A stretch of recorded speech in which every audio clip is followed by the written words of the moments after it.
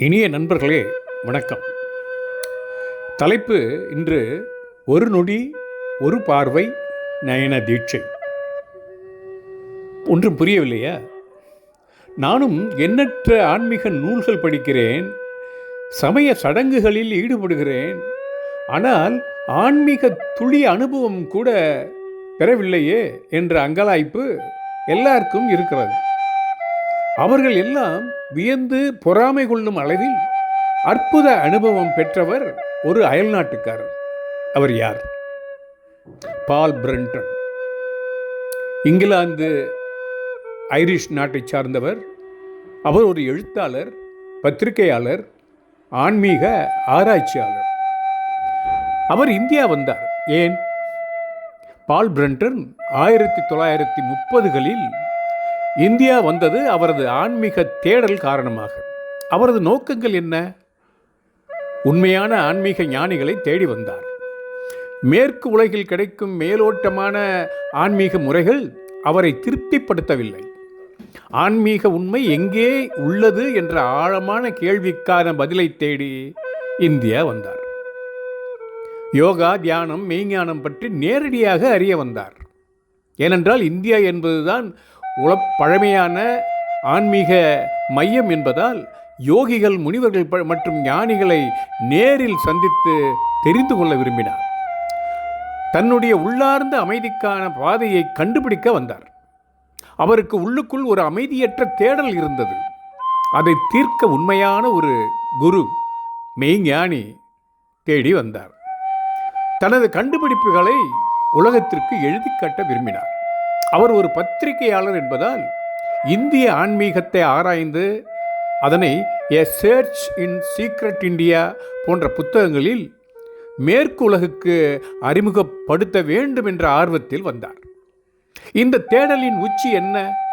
இந்த ஆன்மீக பயணம்தான் அவரை திருவண்ணாமலையில் உள்ள ரமண மகரிஷிடம் கொண்டு சென்றது. அவர் தனது வாழ்நாளையே மாற்றிய அந்த அனுபவத்தை உலகிற்கு பரப்பினார். 1930களில் பால் பிரண்டனின் தேடல் இந்தியாவில் ஆரம்பித்த போது எண்ணற்ற சாமியார்களை, குருமார்களை பல நகரங்களில் சந்தித்து திருப்தி அடையாமல் இறுதியில் சென்னை வந்தார். முதலில் பால் பிரண்டன் மௌனசாமியை சந்தித்த போது அவர் கேட்டார், அவரை பார்த்து, நீங்கள் மகா ஞானியாக இருக்கிறீர்களே, மக்களின் பிரச்சனைகளை எதிர்கொள்ளும் துயரங்களை தீர்ப்பதற்கு என்ன செய்ய போகிறீர்கள்? நான் என்ன செய்ய வேண்டும் என்ற கேள்விகளை அவரிடம் கேட்கிறார். அதற்கு அந்த மௌனசாமி சிரித்துக் கொண்டே சொல்கிறார், நீ முதலில் உன்னை புரிந்து கொள். உனக்குள் என்ன இருக்கிறது என்பதை நீ உணர்ந்து கொண்ட பிறகு உன்னால் மற்றவர்களுக்கு என்ன செய்ய வேண்டும் என்பது தானே தெரியும் என்று சொல்லிவிட்டார். வெளியில் தேடும் மேற்கத்திய ஆன்மீக முறையில் ஊறிப்போன அவரால் தனக்குள் இருப்பது என்ன என்பதை எப்படி கண்டுபிடிப்பது என்பதை வழிகாட்ட அப்போதுதான் உண்மையான தீவிரமான ஆன்மீக தேடலை துவங்குகிறார். அப்போது அவர் சந்தித்த ஒருவர் வழிகாட்டலின்படி காஞ்சி சங்கராச்சாரியரை, அதாவது பெரியவரை பார்த்திருக்கிறார். பால் பிரண்டனின் தீவிர தேடலை பார்த்துவிட்டு, நீ ரமண மகரிஷியை போய் பார், அவர்தான் சரியான வழிகாட்டி என்று அவருக்கு கூறியிருக்கிறார். அதன்பின் தனியே தியானம் செய்யும் போது அவருக்கு சங்கராச்சாரியுடைய உருவம் தன் கண்முன்னே தோன்றியது போல ஒரு அனுபவத்தை அவர் உணர்ந்து விவரிக்கிறார் தன் நூலில். இதுவரை அவருக்கு நேராத ஒரு புதிய அனுபவமாக அது இருந்திருக்கிறது. அதன்பின் தான் காஞ்சி பெரியவரின் சுய ரூபத்தை அவர்தான் ஞானகுரு என்பதை உணர்கிறார். ஆனால் அவரோ ரமணரை கை காட்டியதால் அதன் பின் தான் அவர் திருவண்ணாமலை நோக்கி சென்று இருக்கிறார்.